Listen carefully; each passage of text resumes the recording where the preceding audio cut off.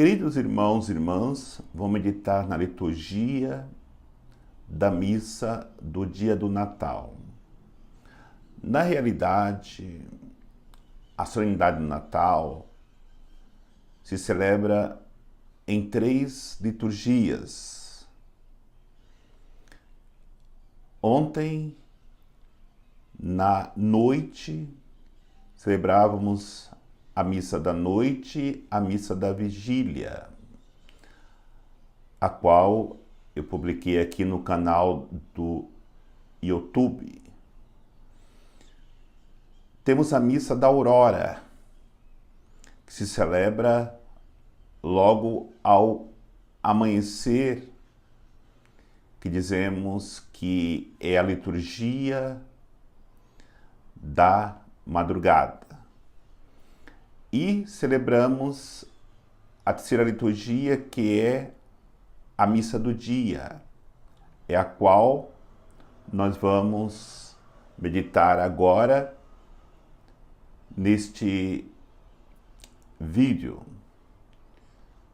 Se você ainda não se inscreveu nesse canal, toque aí, se inscreva para receber as notificações de novas publicações de homilias, de domingos e solenidades. Os textos litúrgicos que nos são apresentados para podermos refletir na palavra de Deus, como leitura do livro do profeta Isaías, capítulo 52, versículo de 7 a 10. O salmo responsorial é o Salmo 97. Como segunda leitura da carta aos Hebreus, capítulo 1, versículo de 1 a 6. O Evangelho é o Evangelho de São João, capítulo 1, versículo de 1 a 5, depois de 9 a 14. Celebramos esta missa e vamos perceber, pelo próprio Evangelho que nos é apresentado hoje, uma grande diferença entre a missa que celebrávamos ontem na vigília e a liturgia da palavra que celebramos no dia do Natal.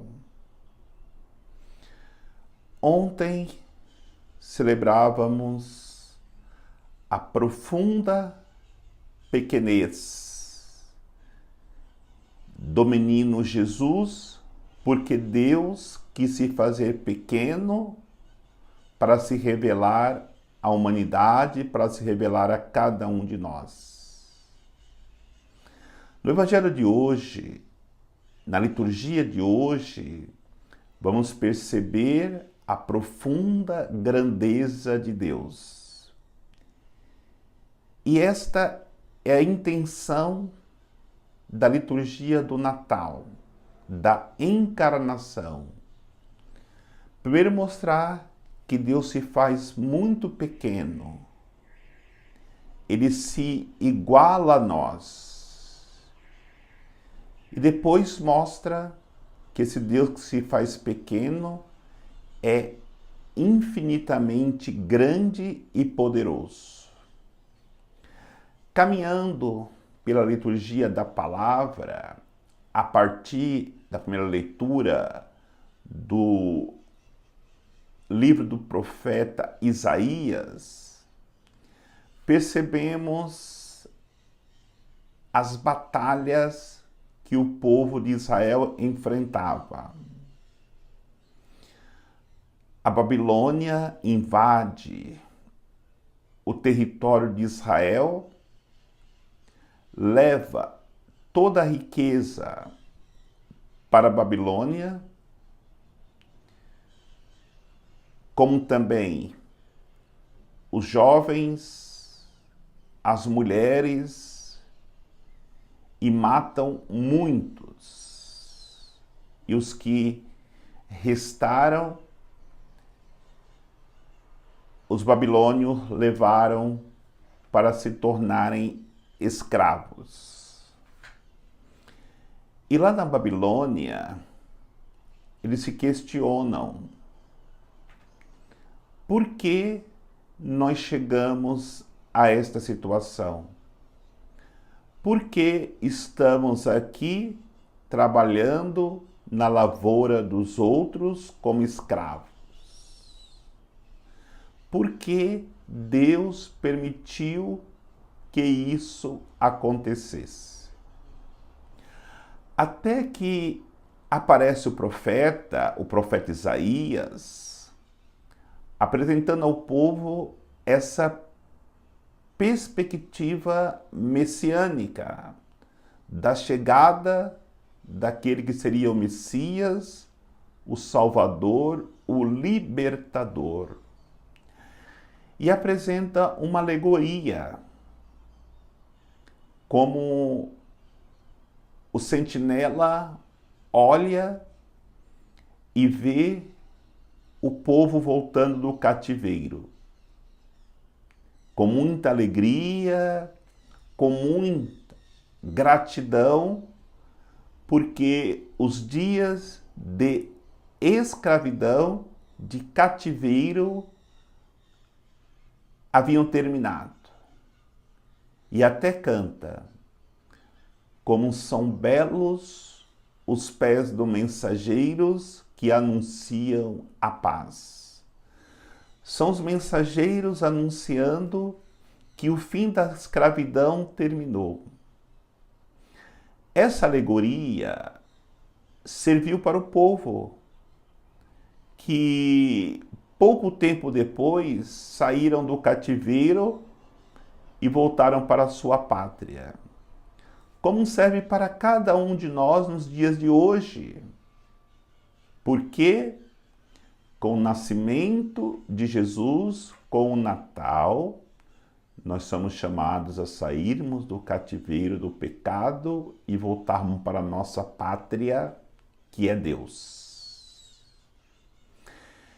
E durante toda a história da salvação, diante do projeto de Deus para libertar o homem da escravidão, Deus falou conosco de várias maneiras. É o que vai dizer a segunda leitura da carta aos Hebreus. Deus falou conosco através da beleza da natureza. Porque tudo que Deus criou, belo, foi para que o homem pudesse aproveitar de tudo isso. No entanto, o homem parou na criatura, esquecendo do seu Criador. Deus nos falou da sua beleza através do sol, através do mar, através das estrelas, através dos arvoredos, do verde, das árvores. Mas quem para nessas coisas como um fim e não como um meio para chegar ao fim, são materialistas. E não poderemos ouvir a Deus falando conosco se nós não vermos a obra da sua criação como apenas a beleza do Criador e irmos além de pararmos nas criaturas. Mas Deus falou também através dos profetas. Deus falou através de muitos outros. Mas, mesmo assim, ainda os profetas não puderam expressar o que Deus quer falar com a humanidade de maneira que preenchesse todos os anseios do coração. Aí percebemos que não falamos somente com a voz, mas podemos nos expressar através de um sorriso, através de uma carícia, através de um olhar, através de um abraço. São muitas maneiras que nós podemos usar para nos comunicarmos. Assim também é Deus para se comunicar conosco. Usou de muitas maneiras, mas quis, com o nascimento, com a encarnação do seu Filho, nos falar diretamente através dele, como vai dizer a segunda leitura de hoje. O Senhor, na plenitude dos tempos, quis nos falar diretamente através do seu Filho, para que nós pudéssemos nele ouvirmos a sua palavra e nos convertermos a ele, vivendo numa íntima comunhão com esse Deus de amor. Mas ainda, refletindo no Evangelho de hoje, encontramos ali um ensinamento profundo. Nós sabemos que temos 4 evangelistas que narram a história de Jesus.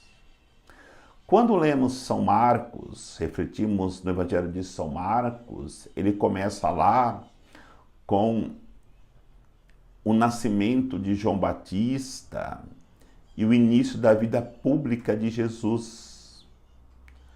Quando lemos, refletimos no Evangelho de Mateus e Lucas, nós encontramos lá no início destes evangelhos o nascimento de Jesus. Quando acontece o seu Natal, a encarnação. No entanto, o Evangelho de São João, que é o que nós refletimos hoje, ele vai muito além do nascimento de João Batista, da vida pública de Jesus, do nascimento do próprio Jesus. Ele vai lá no princípio. Lá, quando Jesus ainda estava na sua glória com o Pai, porque ele vai dizer, no princípio era o Verbo, e o Verbo estava junto de Deus, junto do Pai, e o Verbo se fez carne e habitou entre nós. O Verbo é a palavra que criou tudo na boca do Pai. E ele se fez carne e habitou entre nós para solidário. A miséria humana, a humanidade pudesse ser resgatada através dele ter assumido a nossa fraqueza para nos conduzir à salvação. E quando refletirmos sobre esta realidade, nós percebemos que todos aqueles que prepararam os seus corações para ser manjedoura, acolhedora da pessoa de Jesus Cristo, voltou novamente a se tornar filho de Deus. É o que fala o versículo 12 do Evangelho de hoje.